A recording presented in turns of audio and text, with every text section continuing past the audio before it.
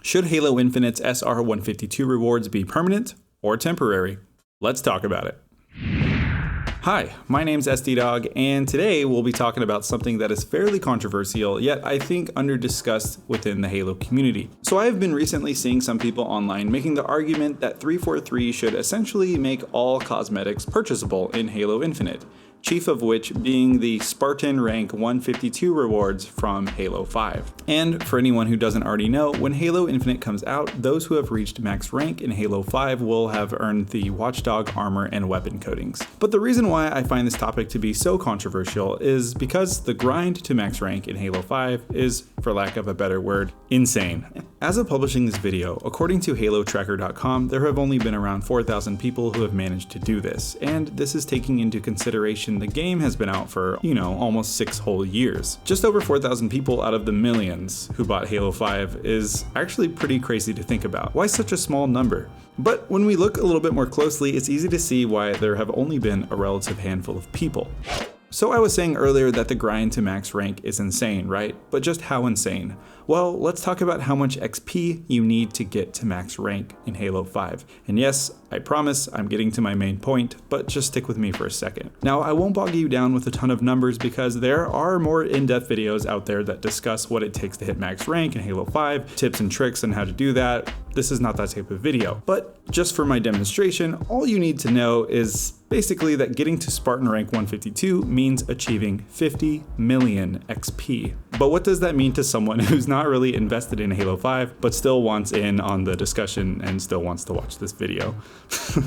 Well, to put it into perspective, for instance, if you're grinding the game mode that gives you the highest XP per match, which is typically Mythic Warzone Firefight, and if you're using the highest XP boosts every game, which are the legendary boosts, you're looking at roughly 22 to 28,000 XP per match, and that's depending on how you and your team do. And remember, this is only if you are using the best XP boosts, which either cost a lot of in-game currency and they're not always in the in-game store, or real money if you don't have them already. So otherwise you're earning far less XP per match, thus spending way more time to get to max rank. And keep in mind, these matches can be up to 15 minutes. They're not short matches. So even if you're always playing the best mode with the best XP outcome every time, which is highly unlikely by the way, you're looking at weeks upon weeks upon weeks upon weeks, and you get the idea of in-game time and then some. So you could probably see where I am standing on this issue, because it's easy to see how many people would be upset and how upset they would be if 343 took such an exclusivity away from those who earned the rewards.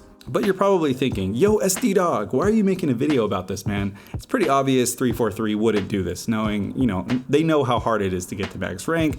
They were the ones who designed the game. They're the ones who are giving us the challenge. Well, if I didn't have my doubts, then I would say this is where the video would end. I would say, thanks for watching, like and subscribe, which you should definitely do. But unfortunately, I have some further concerns.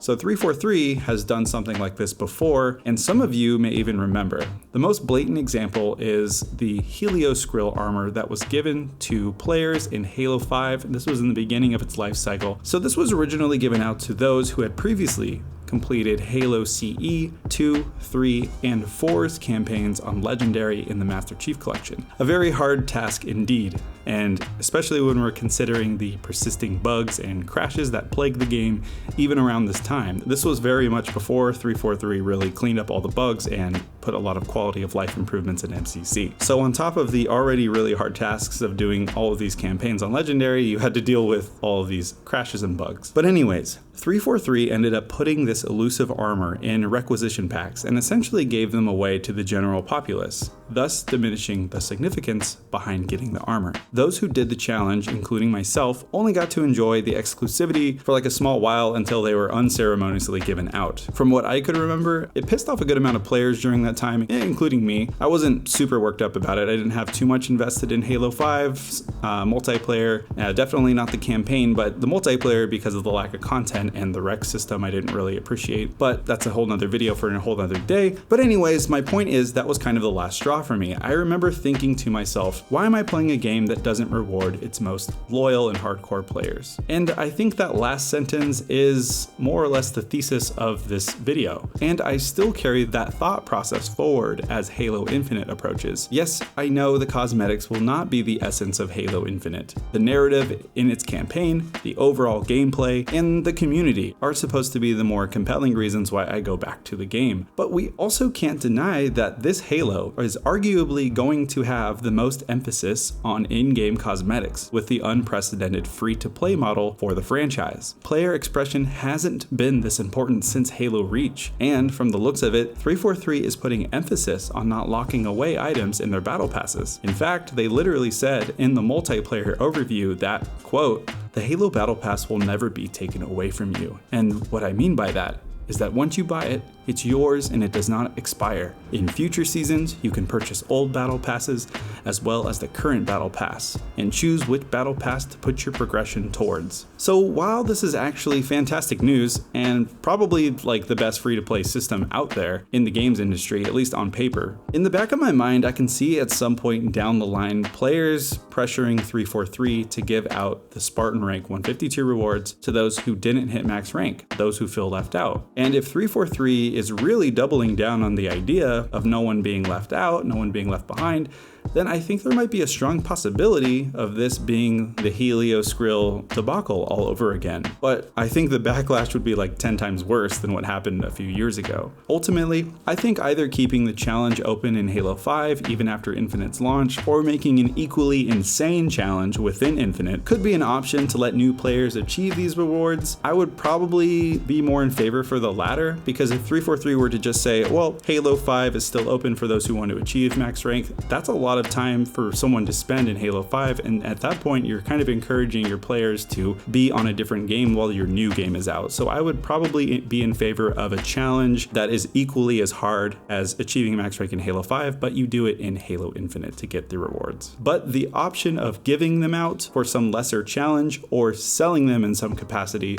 I think that would be the worst move. Anyway, I'm gonna leave it on a positive note and give 343 the benefit of the doubt that they'll find a good balance with exclusive cosmetics, especially when it comes to the Spartan Rank 152 rewards. Just the existence of the Watchdog armors itself is kind of a makeup for the lack of reward in Halo 5 from hitting max rank, so I do think they're on the right track. Overall, I'm totally open and excited for the new Battle Pass system, and I'm glad they're erring on the side of keeping everyone involved. And that's pretty much my 2 cents on the topic. But what are yours? Do you think that the Spartan Rank 152 reward should be permanent to those who earned it forever, no matter what? Should these be open to newer players at some point down the line? Should 343 just give them away? Well, I hope you have a good argument for that last one.